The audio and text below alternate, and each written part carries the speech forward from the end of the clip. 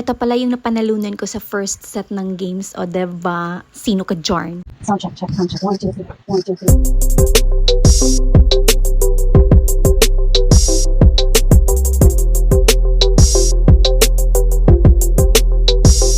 Hi friend! Another day, another blessing. 68th birthday celebration to ng father ng aming batchmate, kaya pumunta kami dun sa kanila. And ito talaga yung hinahanap ko lagi, ang dessert buffet by Sandok ni Kokoy. And hindi mawawala, of course, yung lechon natin, o diba? At habang kumakain kami, sinimulan na yung mga pag-games na exclusive only for senior citizens na visitors ng kanyang papa.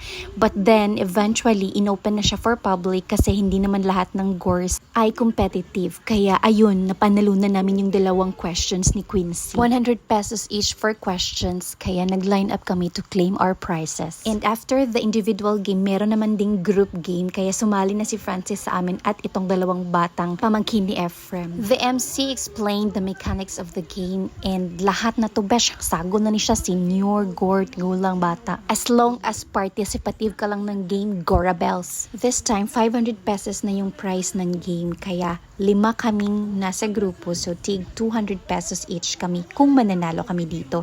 And fortunately, kami nga yung nanalo kasi kahit sobrang competitive ng iba, lamang pa rin yung mga batanon ba? The game was unfamiliar for me, pero kebs na uy. Gets bitaw gyapon ng mechanics. Gora Bells na for the 200 pesos na price. Afterwards, it's time for the family to give the message to the birthday celebrant, and of course, sinimulan ito ng kanyang spouse, ang kanyang butihing asawa at ang butihing ina ng aking classmate. The message was kinda emotional, and dito ko nalaman na long years pala silang LDR ng kanyang parents because his father worked abroad to sustain the needs of his family. Diba, heroic act?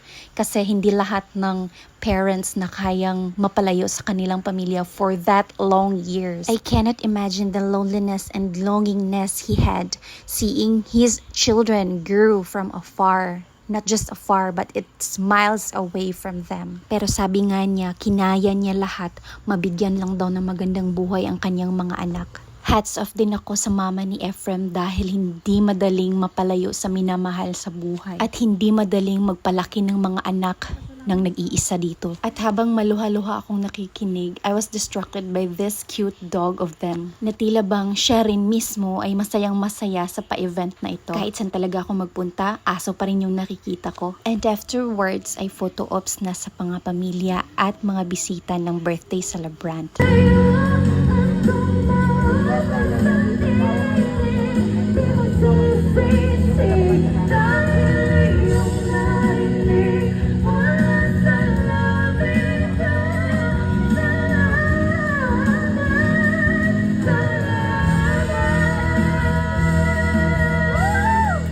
And after the picture taking, kinantahan na ng happy birthday yung celebrant and slicing of the cake.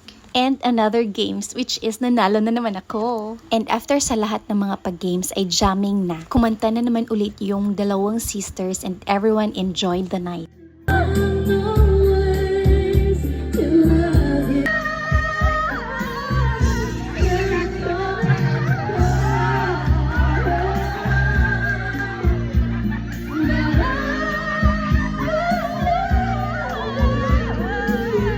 At ito pala yung kinuha nilang MC for the night. Hindi ko lang nakuha yung complete name niya, pero super ang galing niyang mag-host. After the program ends, umuwi ako na may 500. Hahaha. And that's all for today's pinagkakaabalahan. See you!